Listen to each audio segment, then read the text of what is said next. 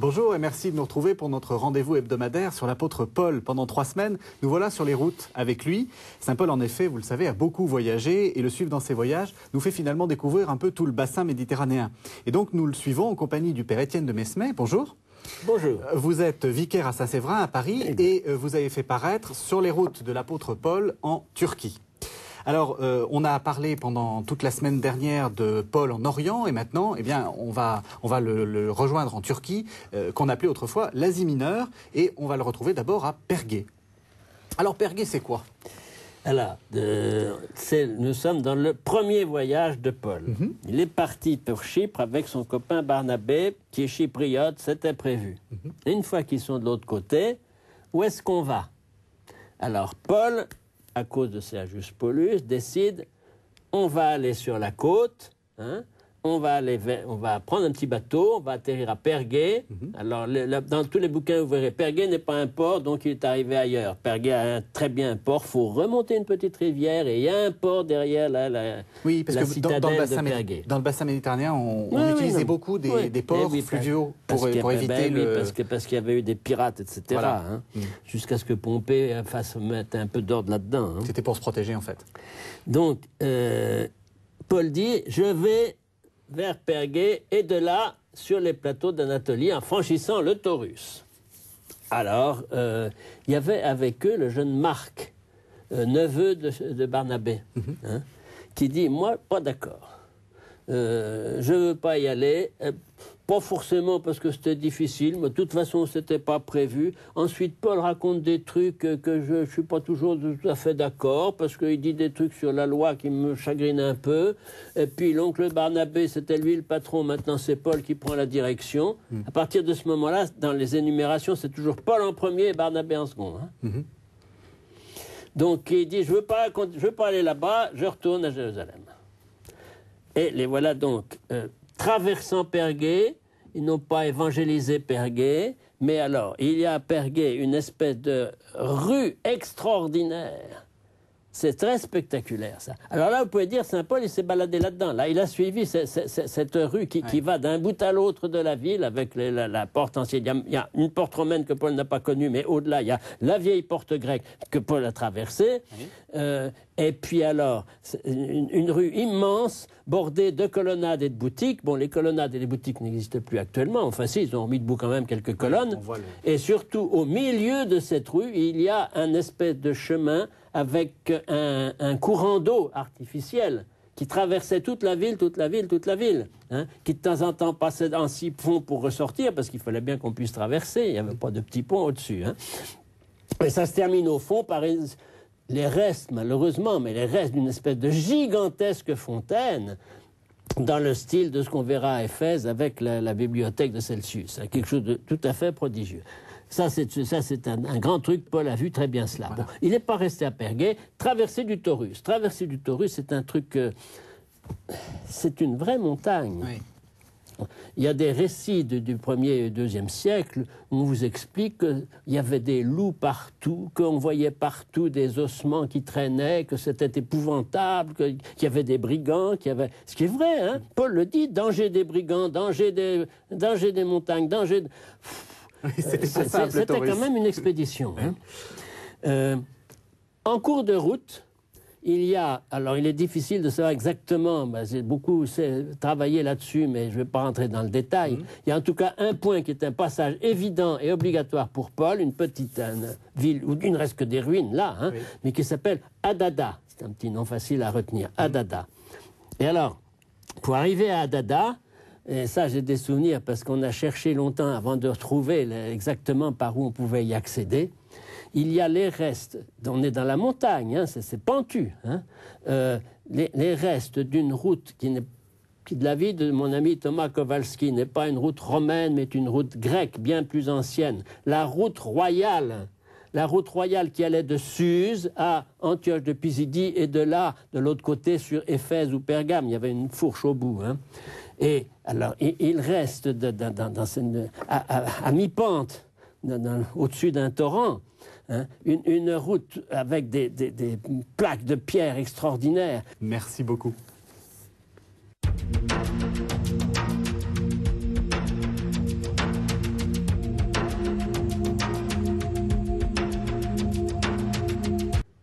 Alors, on a quitté Paul sur les pentes du Taurus et il arrive à Antioche de Pisidie.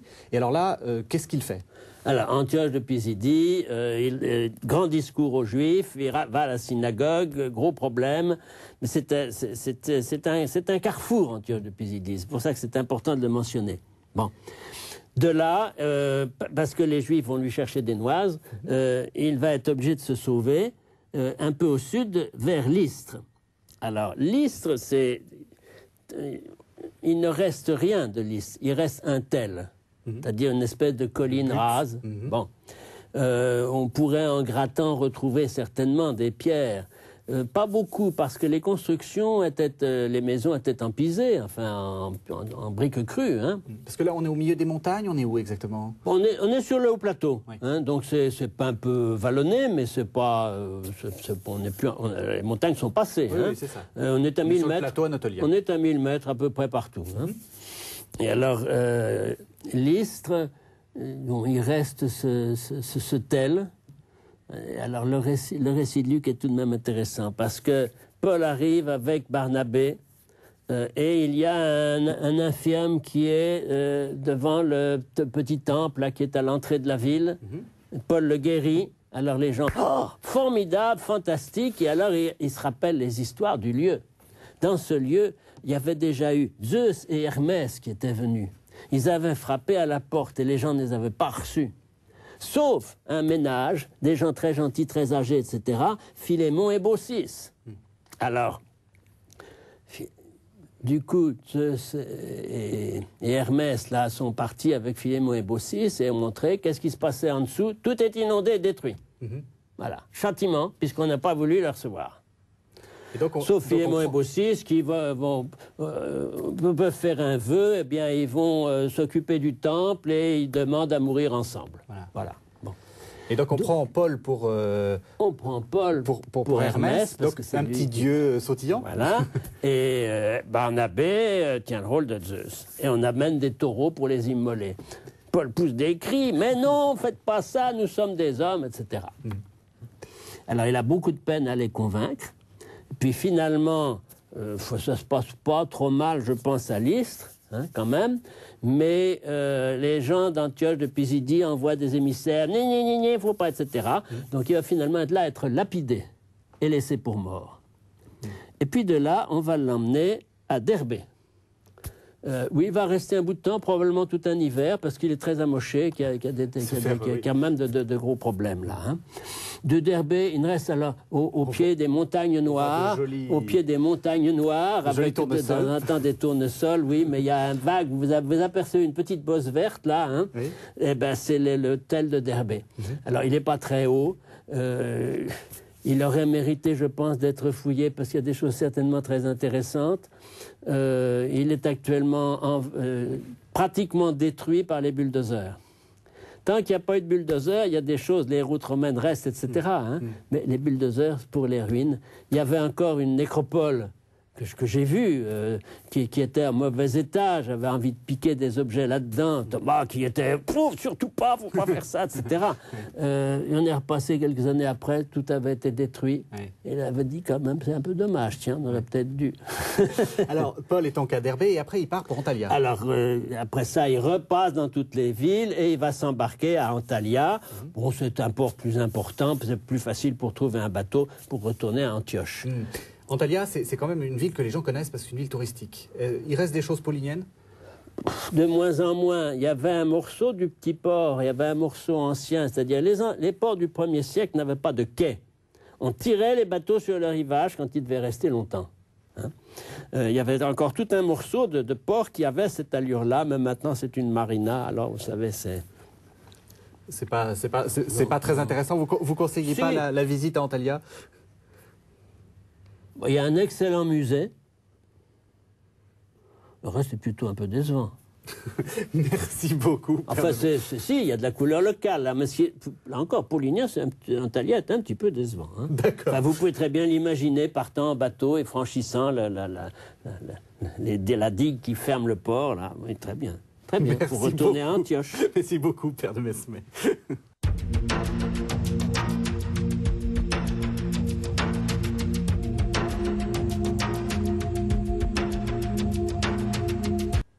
Alors, Père Mesmer, on était dans le premier voyage missionnaire, et là, on va passer à ce qu'on appelle le deuxième voyage missionnaire. Voilà, il est reparti vers Antioche, donc il va repartir à nouveau.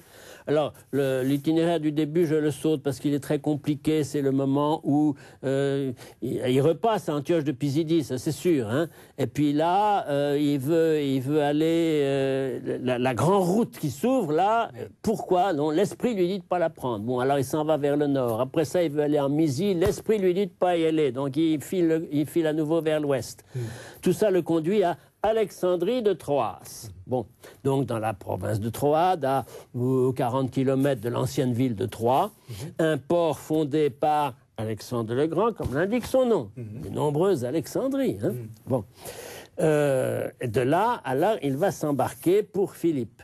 Parce que, alors, selon l'acte des apôtres, il a une vision, un Macédonien, donc un type de la Macédoine, province de Grèce, hein, lui se montre à lui en rêve, hein, et lui dit « Viens à notre secours ». Bon.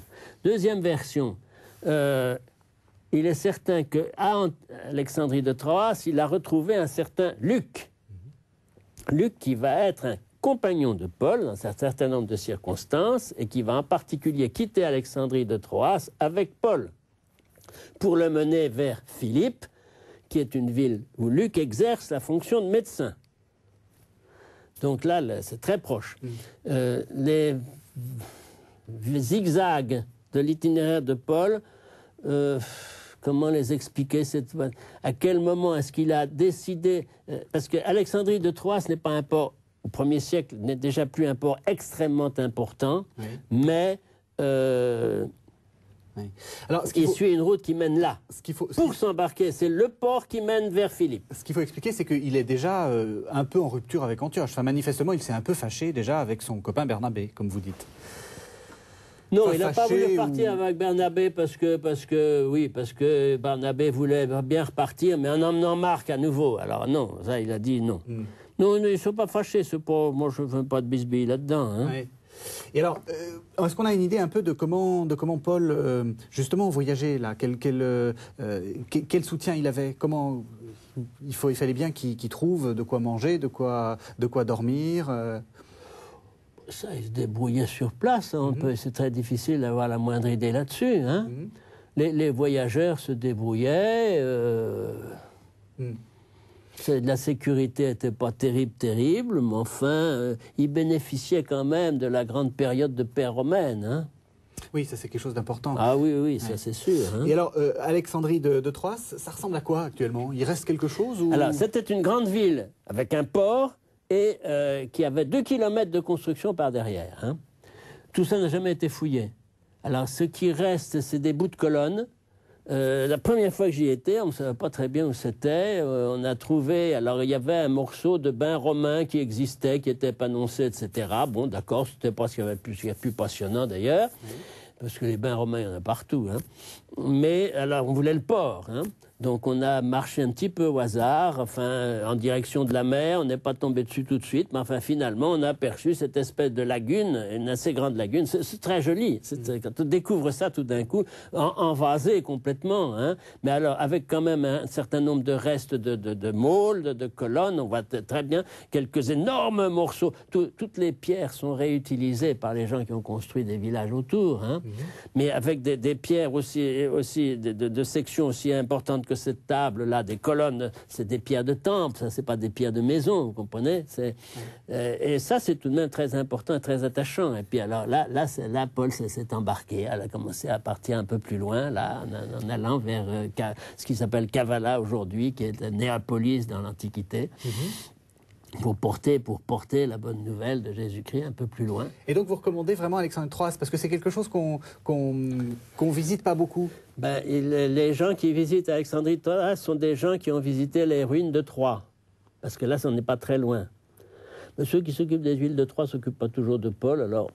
D'accord, mais c'est quand même un endroit que vous recommandez. Moi, on sent que vous en parlez avec passion. C'est un endroit que j'aime beaucoup parce que c'est pas fouillé, bien sûr, c'est pas touristique, c'est pas visitable avec des gens qui n'y connaissent rien, mais c'est quand même plein de petits détails très très très antiques. On vit au 1er siècle parce que c'est un coin préservé. Merci, enfin, Pierre qui de était Mesmer. préservé. Merci, Pierre de Mesmer.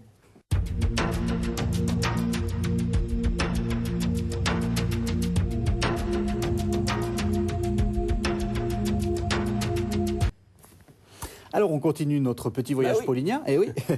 Et donc, il a quitté Alexandrie de Troas et il arrive à Philippe. Alors ça, c'est une ville importante parce qu'il y a au moins une épître aux Philippiens. Ah oui, c'est sûr. Alors, il arrive à Philippe, il arrive au port de Néapolis, pour commencer. Kavala, dont vous avez parlé. Kavala, Alors, il faut Néapolis. expliquer, là, cette fois-ci, on n'est plus vraiment en Asie mineure, on arrive du côté on est européen. on est en Macédoine, on est en c'est le Macédoine. nord de la Grèce. Je n'aime pas dire européen parce que au 1er siècle, les notions Europe et Asie n'existent pas. Hein. Il y a la Mare Nostrum, la mer Méditerranée, avec des installations romaines tout autour. Hein. Mais on ne franchit aucune barrière quand on va de l'Asie mineure vers la Grèce. Donc, il est à Kavala. Il arrive, bon, et là, il trouve tout de suite la Via Egnatia. Alors, grande voie romaine, là, qui vient de loin, qui vient de Constantinople, hein, et qui s'en va, je ne dis pas jusqu'à Rome, parce qu'elle ne franchit pas l'Adriatique, hein, mais jusqu'au port qui est actuellement en Albanie, là, qui permettait de rejoindre Rome très facilement. Donc, il suit la Via Egnatia un petit peu, et ça le conduit à la ville de Philippe. Philippe, il se passe plusieurs choses importantes.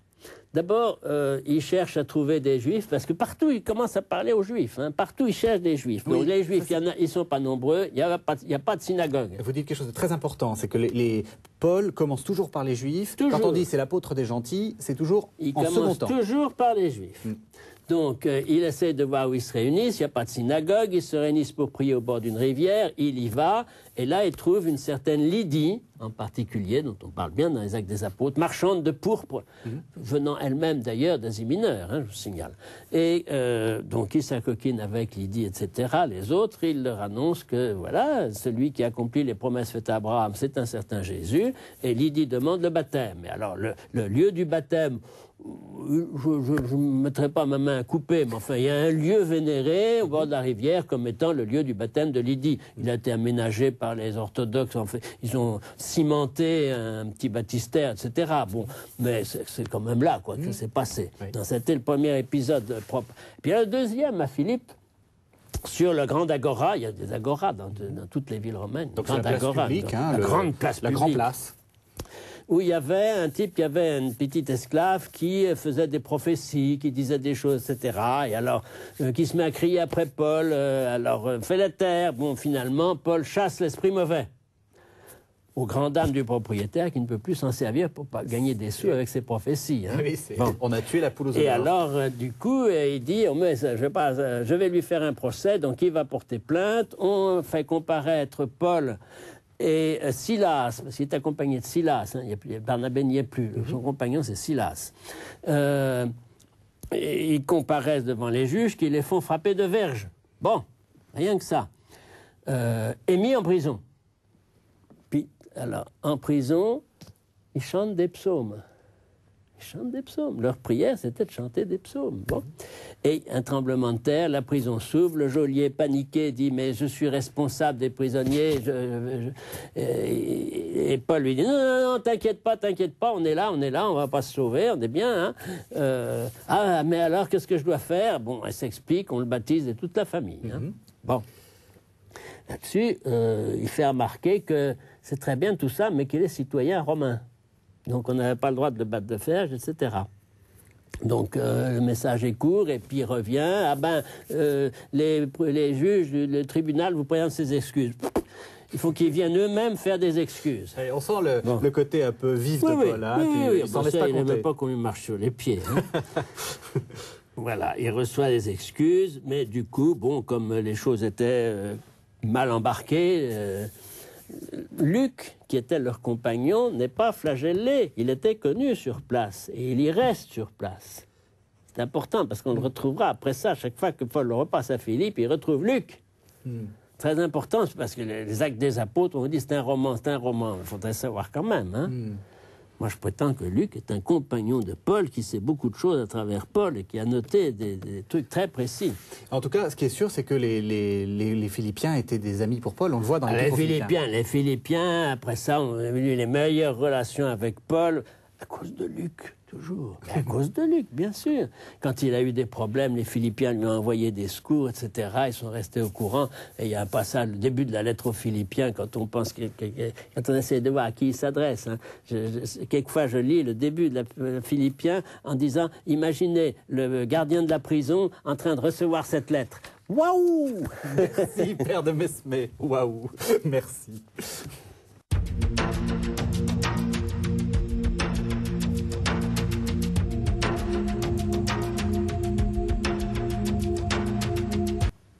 Alors, Père de Mesmer, on a quitté Paul à Philippe, et puis maintenant, nous le retrouvons à Corinthe.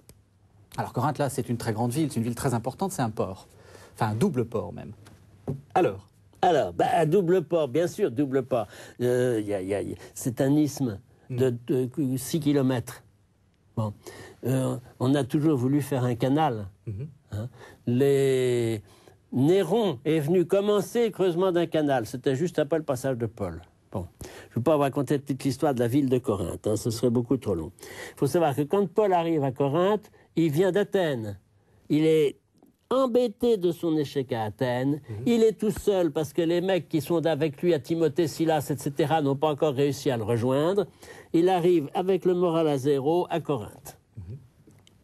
Là, il trouve un ménage, Aquila et Priscille, qui sont comme lui des marchands, fabricants de tissus. Alors là, qui reviennent de Rome. Hein. Ils viennent de Rome, ils ont chassé Claude, l'empereur Claude avait chassé quelques juifs de Rome. Là, bon. Et alors ils travaillent ensemble, c'était il commence, de la communauté. Il envoie un message à Timothée, viens vite. Bon. Et il va à la synagogue. Il annonce Jésus accomplit les promesses faites à Abraham. Crispus, le chef de la synagogue, suit Paul. Beaucoup de juifs, pas du tout. Bon. Paul s'installe, alors il a du toupet, pas loin de la synagogue. Et comme il a beaucoup de succès, les gens de la synagogue sont de plus en plus excités. Alors on décide de le faire comparaître devant le procurateur romain Gallion. Alors Gallion est important sur le plan de la chronologie, parce qu'on sait que Gallion a été à Corinthe pendant 1 an, pas plus. Donc quand Paul a comparu devant Gallion, on a une date. Oui. Hein. Disons, pour simplifier, 50. En 50 après Jésus-Christ, Paul comparait devant Gallion. Ça nous donne effectivement une indication chronologique fondamentale. La chronologie solide, là, c'est le seul élément. Après ça, on sait à peu près. Il n'y a jamais de gros écarts, hein, mais c'est quand même un peu de l'à peu près. Devant Gallion, il se passe que, on lui dit qu'est-ce que c'est, etc. Il respecte pas notre loi, etc. Ou c'est vos problèmes religieux, ça m'intéresse pas régler ce problème entre vous. Oui. Hein? Et Sosthène, qui est le nouveau patron de la synagogue, se fait rosser par ses compatriotes parce qu'il n'avait pas su se débrouiller comme il fallait. Bon.